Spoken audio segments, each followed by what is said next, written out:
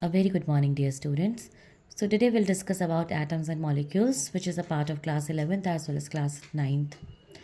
So what are atoms?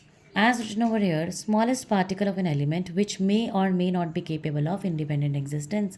मतलब smallest particle है element का, अकेले रह भी सकते हैं, नहीं भी रह सकते, ठीक है. 90% अकेले नहीं रह सकते.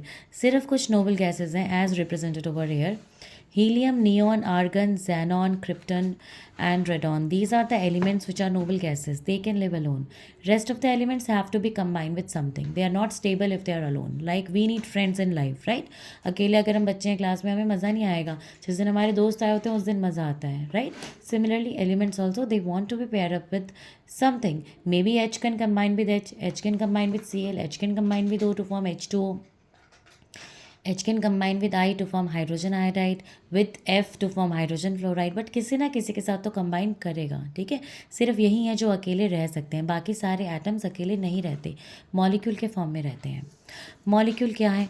Smallest particle of an element और compound which can exist freely. Molecule वो है स्मॉलेस्ट पार्टिकल जो अकेले रह सकता है. मॉलिक्यूल दो तरह के होते हैं, molecule of element and molecule of compound. Molecule of element का मतलब है जब एलिमेंट अपने आप से ही जुड़ता है, ठीक है. ऐसे बहुत रेयर होते हैं, जैसे हाइड्रोजन H2, दो हाइड्रोजन एक साथ जुड़ जाते हैं. Oxygen can combine with oxygen to form O2 as well as ozone भी बनता है O3.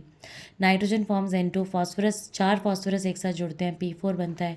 सल्फर S8 बनाता है, it is octa atomic species.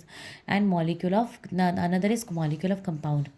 Molecule of compound का मतलब होता है जब डिफरेंट एलिमेंट्स आपस में कंबाइन होते हैं, like HNO combines to form H2O, HNCl, CNO, NNH, HNI, CNH, right, CH4, this is methane.